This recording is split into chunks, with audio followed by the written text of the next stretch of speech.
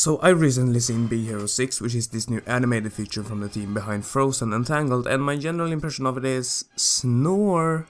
This could very well be the most cliched movie I have ever seen, and it wouldn't even surprise me. The concept, story, characters and the execution of this whole project was a big bland copy of a bunch of already existing movies, and I've had a hard time trying to find anything original or interesting at all. I will, however, point out that there were a few things in this movie that I found deserving to be pointed out as being quite exceptional, and that is the animation and some of the humor. The animation on the Microbot thingies alone is very well made, although it is basically just a copy of Gaara's powers in Naruto and the finale of Rise of the Guardians, but the rest of the animation also has this nice flow to it, which makes it very enjoyable, even though through the entire movie I was going ugh at the writing.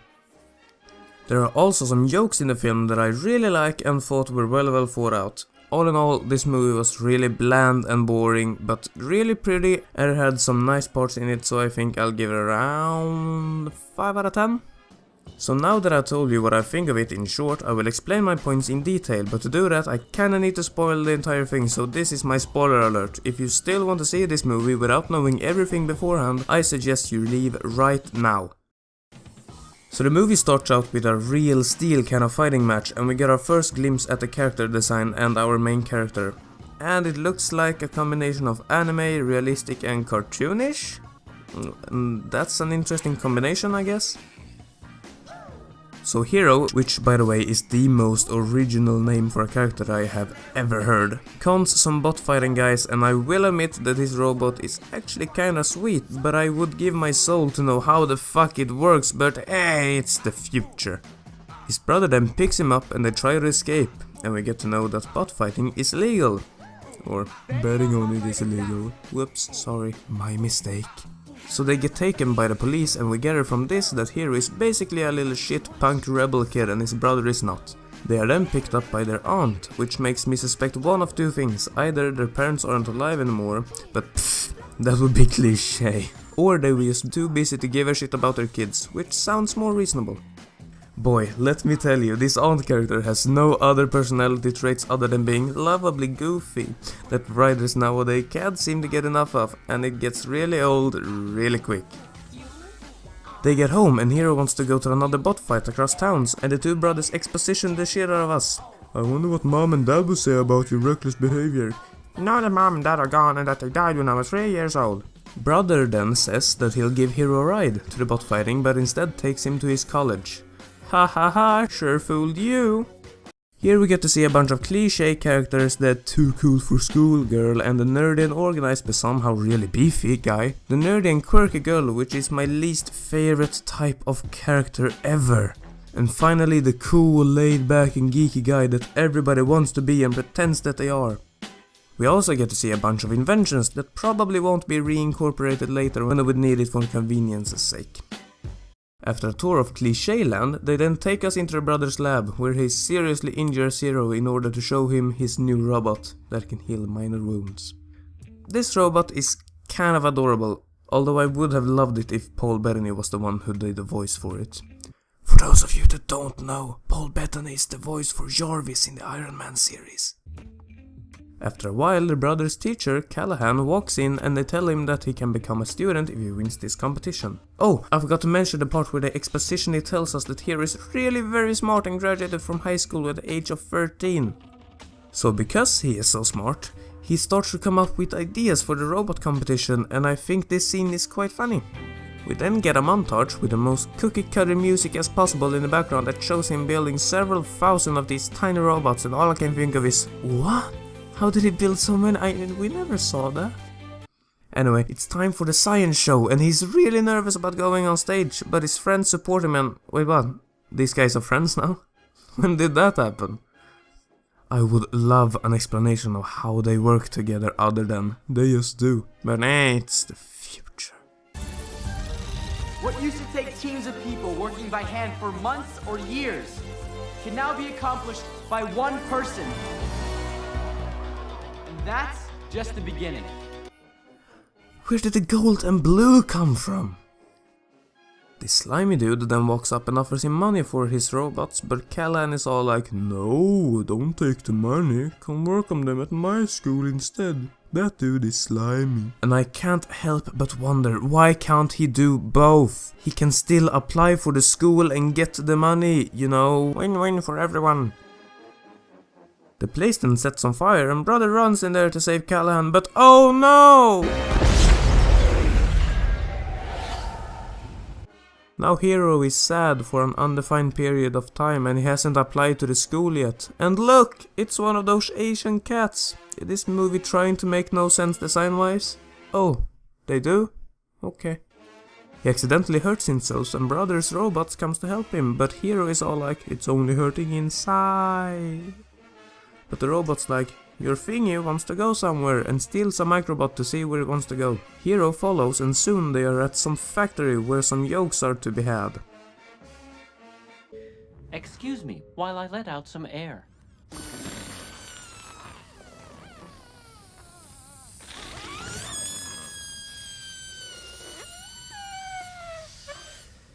Are you done?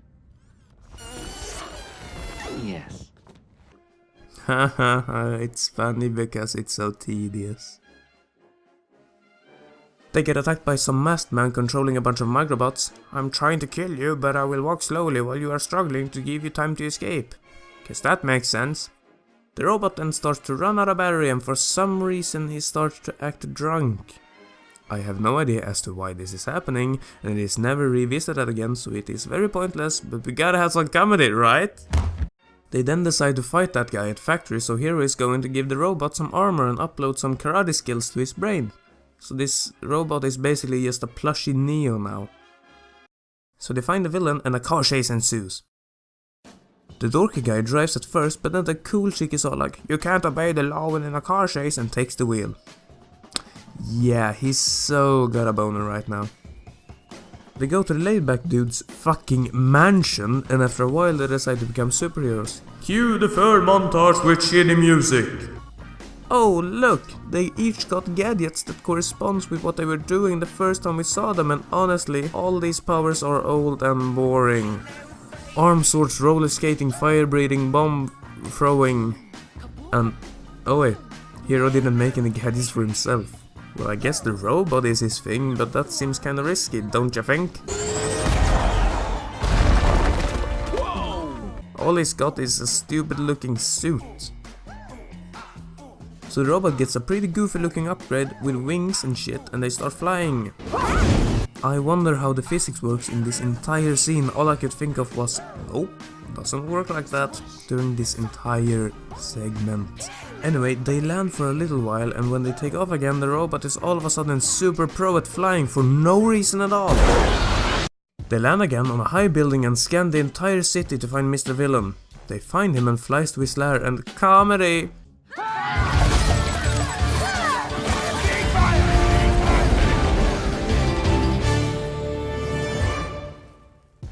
Yeah, I've never seen anything like that and totally didn't see coming that there was no danger.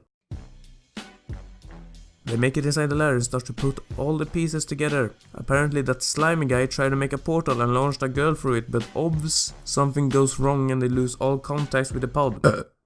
Sorry. Needless to say, everybody's disappointed, so our heroes figure that Mr. Slimy equals Mr. Villain. But oh no, action! Anyway, they get the mask and oh no, it was Callahan all along. Yeah, totally didn't see that coming, all with this movie not being cliché enough. The bad guy escapes and Hero is all mad, so he wants to kill Callahan, but the group is all, we didn't sign up for this shit. Hero wants to make the robot evil, but when he tries to open him, the robot starts playing a video of his brother and my god, this is a good scene. I have not talked enough about the relationship between Hero and his brother, and it is the highlight of the movie. Brief, but still a highlight. In such a short amount of time, we start to love the only well-written character in this entire film, and that needs some serious kudos. These guys loved each other, and I honestly got a little aww moment when this scene showed up. You could argue that it's cliché, sure, but it's so adorable. Too bad the scene is ruined when the other character joins in. How did you get off the island is all I want to know. They look at the footage from the factory again, and apparently it's different this time, because now you can see that the girl that got shot in the portal was Callahan's daughter and it's about revenge. We then cut to a conference held by Mr. Slimy. and then Callahan starts to suck an entire building into a portal.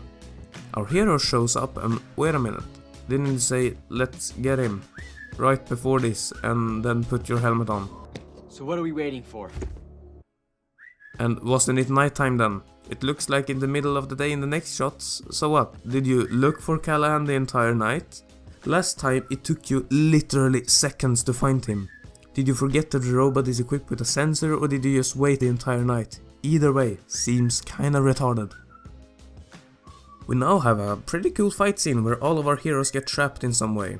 Yeah, not having any gadgets of your own seem kinda dumb now, doesn't it? Couldn't you just cut your way out?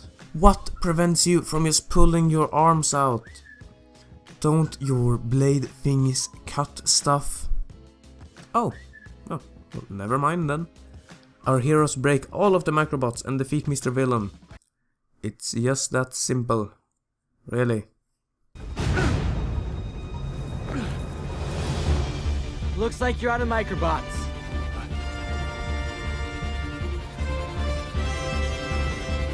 Baymax!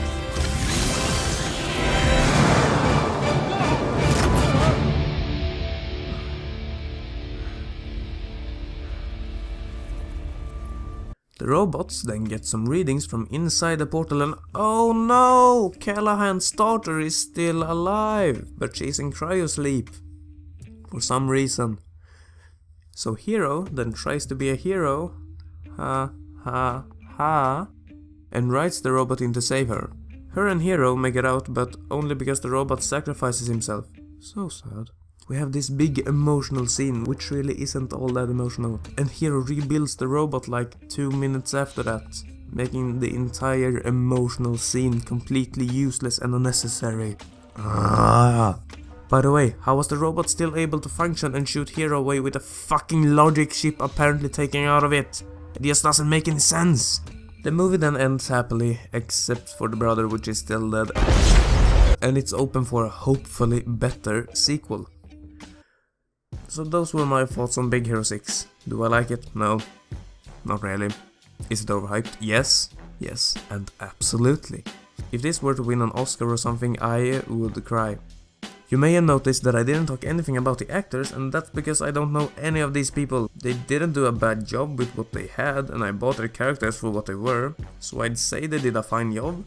But still, even though it's pretty, has some funny moments and one really good scene, I still can't rate it higher than a 5, because I did not enjoy myself while watching it at all. So... poop.